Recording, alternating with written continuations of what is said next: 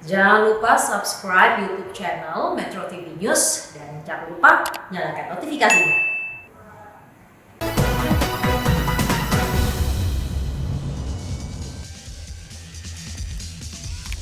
Halo, selamat malam pemirsa. Anda kembali menyaksikan Prime Talk Tajam Mendalam, kali ini bersama saya Zilvia Iskandar.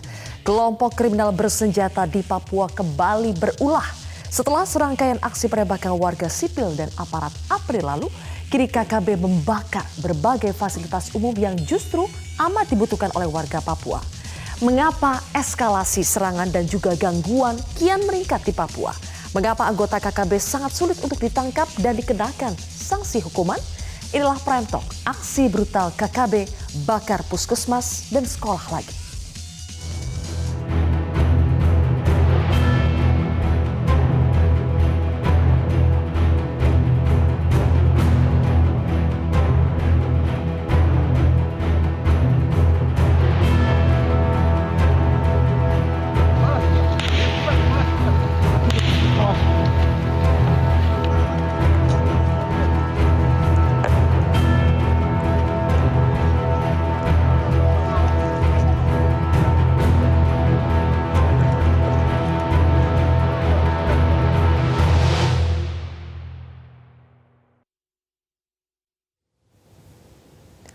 Kelompok kriminal bersenjata atau KKB membakar dan merusak sejumlah fasilitas umum, pusat kesehatan masyarakat, bangunan sekolah dan perumahan guru di Kabupaten Puncak, Papua.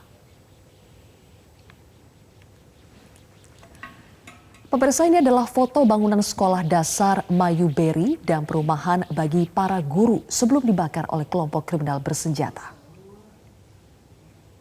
Dan ini adalah foto kondisi sekolah serta perumahan setelah dibakar oleh KKB. Ada 5 ruangan di sekolah dan seluruh bagian rumah habis terbakar. Aksi pembakaran dan perusakan terhadap fasilitas umum ini berlangsung sejak Minggu 2 Mei hingga Senin kemarin. Selain perusakan bangunan, KKB yang kini ditetapkan pemerintah sebagai kelompok teroris juga merusak fasilitas jembatan Kimak, Jalan Tagaloa, dan Jalan Wuloni. Peristiwa ini menambah daftar aksi kriminal yang dilakukan oleh KKB. Pada bulan April saja, sedikitnya terjadi 8 aksi kriminal, mulai dari penembakan, penyerangan, hingga pembakaran. Korban yang jatuh pun tidak sedikit, mulai dari pelajar, guru, hingga tentara.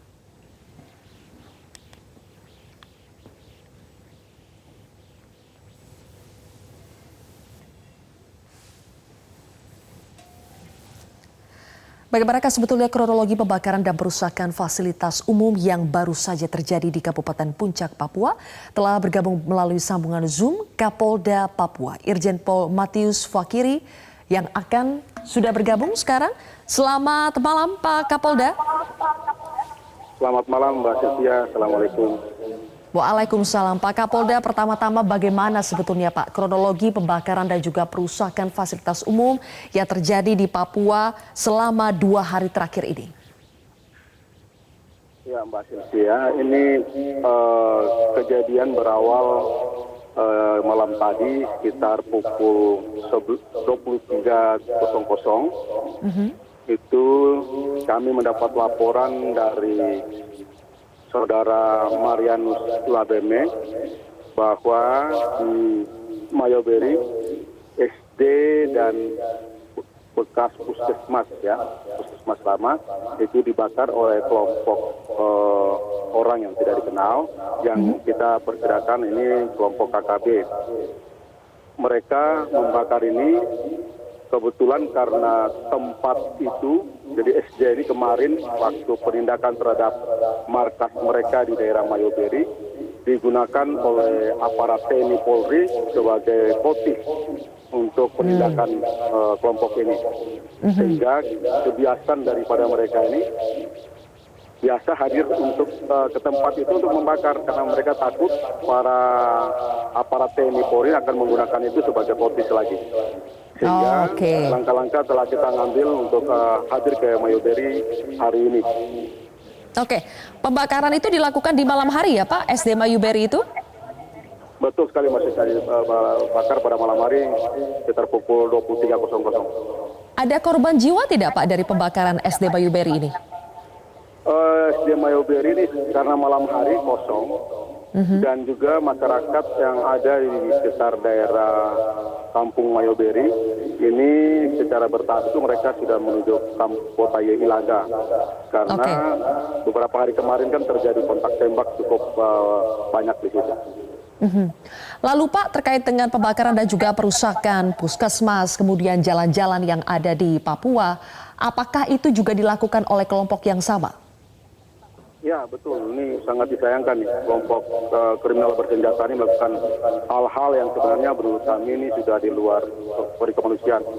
Sekolah, puskesmas itu kan tempat untuk mendidik dan juga perawatan kesehatan bagi masyarakat orang Papua. Jadi memang tidak patut dilakukan. Ini sangat disayangkan. Tapi dari mana Pak polisi sudah menyimpulkan bahwa ini dilakukan oleh KKB? Apakah dari jejak yang ditinggalkan atau bagaimana? Ya, dari pertama disampaikan oleh masyarakat yang melihat kejadian tersebut, menyampaikan kepada Kapolres di Puncak, sehingga Kapolres Puncak menyampaikan ke kita. Dan juga hasil dari pembicaraan mereka kami bisa pastikan bahwa memang ini kelompok dari Lekagak yang melakukan pembakaran terhadap sekolah dan puskesmas. Oke, Pak Kapolda, dalam waktu yang berdekatan 2 hari terakhir ada sekolah, puskesmas, kemudian jalan umum dibakar, dirusak oleh kelompok yang diduga sebagai KKB. Apakah ini berarti KKB membagi kelompoknya menjadi beberapa grup untuk melakukan beberapa aksi teror atau bagaimana Pak? Ya, memang betul di daerah Ilaga ini ada 6 kelompok KKB yang sedang hadir di sana, membagi di beberapa titik kampung. Sehingga kami dari petugas keamanan baik TNI maupun Polri kami menyikapi dengan mengirim perkuatan untuk melakukan penanganan penindakan hukum di daerah Puncak, khususnya Kabupaten Ilaga, ibu kota Puncak di Ilaga. Oke, jadi memang mereka sengaja membagi diri mereka ke beberapa kelompok untuk melakukan beberapa aksi teror ya Pak. Lalu Pak, apakah sejauh ini kepolisian sudah mengidentifikasi atau bahkan sudah menangkap Pak pelaku-pelaku dari aksi penyerangan yang sudah terjadi bukan hanya 2 hari ini saja tapi sudah sejak bulan lalu Pak? Ya, untuk semua aksi yang dilakukan telah kita tetapkan masing-masing kasus kejadian itu dengan menerbitkan DPO karena kita sudah bisa menentukan siapa kelompok mana sebagai pelaku dari tiap kejadian tersebut. Dan tentunya kita akan mengambil langkah-langkah cepat tegas untuk segera melakukan pembersihan di daerah Puncak sehingga aktivitas pemerintahan dan masyarakat bisa berjalan normal. Sekarang total ada berapa sih Pak DPO dari kelompok KKB ini? Kalau kita bicara kelompok ini cukup banyak, 6 kelompok. Kalau jumlah orang sekitar 150-an dengan persenjataan 73 persenjataan. Ini berbagai macam termasuk dengan rakitan. Dan dari 150-an itu yang sudah ditangkap oleh kepolisian ada berapa orang Pak? Untuk sampai saat ini untuk kejadian terakhir belum kita tangkap dan kita masih kejar. Kita akan kejar untuk melakukan penegakan hukum di sana. Oke, baik. Ini menggiring kepada pertanyaan berikutnya nanti Pak Kapolda. Banyak yang bertanya apa sebetulnya kesulitan yang dihadapi oleh kepolisian. Ini persoalan kesulitan karena ada kendala atau seperti apa sehingga yang ditangkap ini baru sedikit atau bahkan kita belum melihat hasil dari kerja kepolisian dan TNI yang ada di sana. Setidaknya kita ukur dari kejadian 1 bulan terakhir di mana banyak terjadi sekali penembakan, pembakaran, tapi belum ada yang tertangkap. Boleh dijawab nanti Pak Kapolda. Kami harus jeda terlebih dahulu pemirsa. Prime Talk akan kembali sesaat lagi.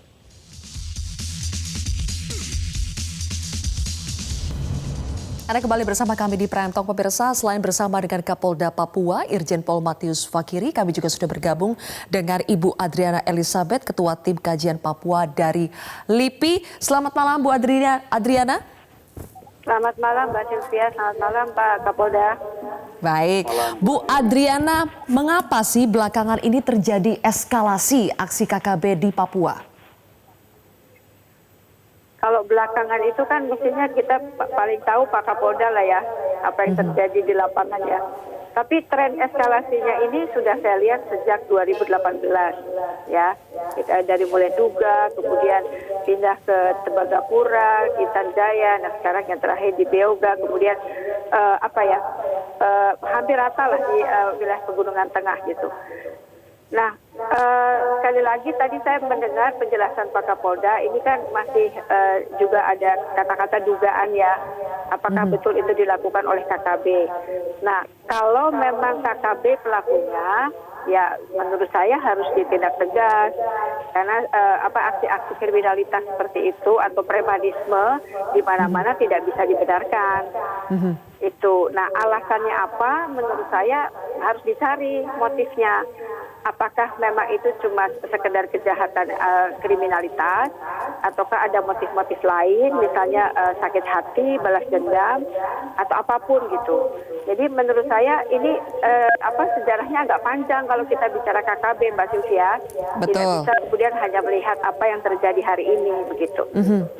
Oke. Ya. Sejarahnya memang panjang, Bu Adriana, tapi kalau yang tadi Anda sampaikan, tren eskalasi itu terjadi sejak 2018. Menurut Anda apa yang membuat tren ini muncul sejak 2018 dan berlanjut sampai hari ini? Baik, saya secara singkat menyampaikan ya. Awal mulanya kelompok ini KKB ini kan sebutan dari pemerintah ya, tapi kelompok di sana itu menamakan mereka TPN atau TPNPB lah sekarang ini. Nah, KKB yang hari ini itu diisi oleh juga generasi muda Papua yang militansinya berbeda. Secara ideologis juga tidak sama dengan generasi tua. Jadi ada perubahan perilaku di situ.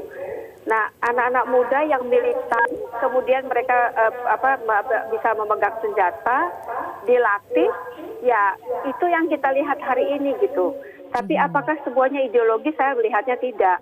Sebagian itu memang mereka yang bergabung, kemudian ada tujuan pragmatis, kemudian juga sifat-sifat kriminalitasnya ada di situ dan sebagainya. Jadi saya melihat ada perubahan juga di kelompok KKB ini.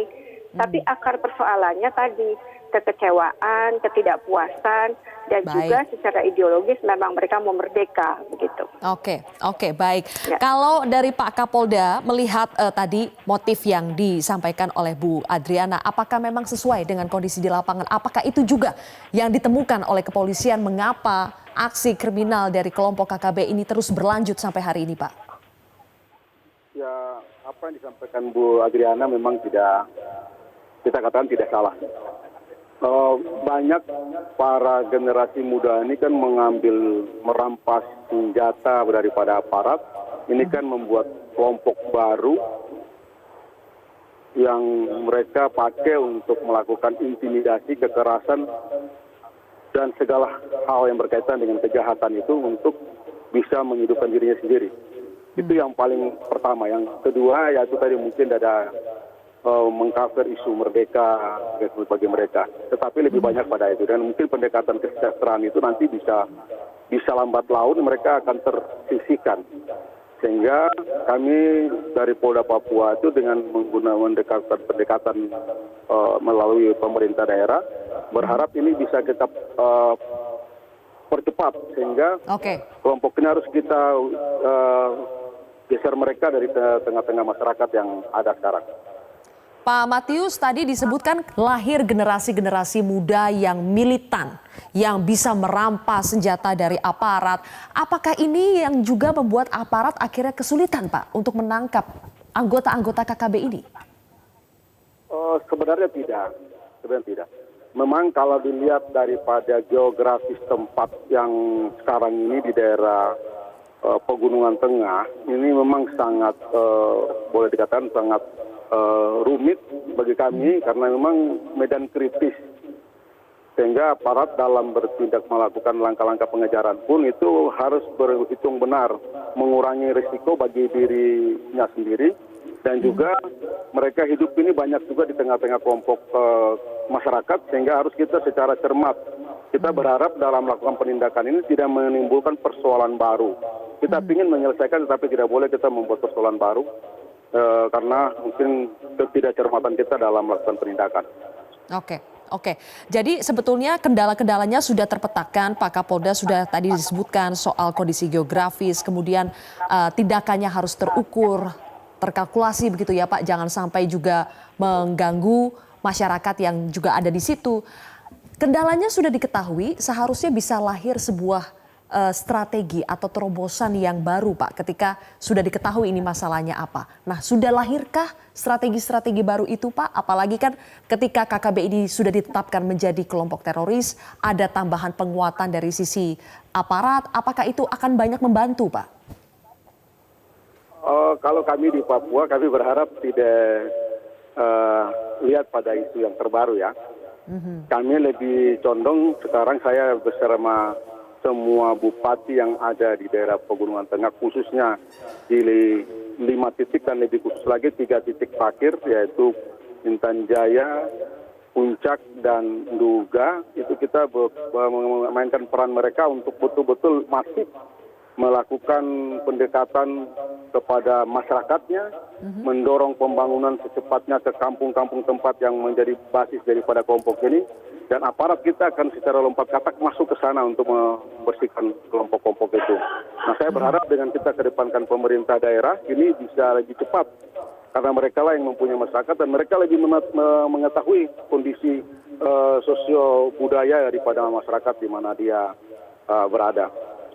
Oke, pelibatan pemerintah, tokoh-tokoh, pendekatan humanis, kemudian juga pembangunan itu dianggap sebagai strategi untuk bisa mengecilkan dampak yang dilakukan oleh KKB ini. Bu Adriana, apakah itu yang memang tepat harus dilakukan atau memang selain pendekatan-pendekatan humanis tadi, langkah penegakan hukum kita juga harus diperbaiki? Jelas sekali menurut saya. Dan mungkin saya ingin mengomentari sedikit tentang coercive power yang dilakukan saat ini ya, atas perintah Presiden dan juga penetapan separatis menjadi teroris oleh Menko Polhukam. Pendekatan keamanan yang terukur itu juga harus dijelaskan. Seperti tadi Pak Kapolda bilang siapa kelompoknya, siapa anggotanya, kapan mereka mau ditangkap, berapa lama waktu diperlukan, apakah 1 bulan, 3 bulan dan sebagainya, dan perlu evaluasi dan sebagainya. Itu penting sekali. Nah, selain itu menurut saya juga perlu dilakukan pendekatan kesejahteraan. Bahkan menurut saya kalau ada isu-isu yang sifatnya lokal, misalnya bisa diurus oleh bupati, ya sudah biar bupati saja mengurus KKB misalnya, memberikan kesejahteraan, pekerjaan atau apapun, supaya mereka tidak bergabung dengan kelompok-kelompok bersenjata ini gitu. Nah, kemudian juga ada misalnya persoalan konflik antar suku misalnya, itu kan tidak perlu kemudian dijadikan persoalan nasional gitu kalau memang itu bisa diselesaikan pada tingkat lokal begitu. Oke, baik pendekatan kesejahteraan, kemudian juga bagaimana bisa mengerucutkan konflik antar suku kalau bisa diselesaikan di situ ya, di situ saja tidak perlu dijadikan konflik nasional. Terima kasih atas analisa Anda Ibu Adriana Elizabeth, Ketua Tim Kajian Papua dari LIPI, dan juga Bapak Kapolda Papua Irjen Pol Matius Sufakiri telah bergabung bersama kami di Prime Talk hari ini.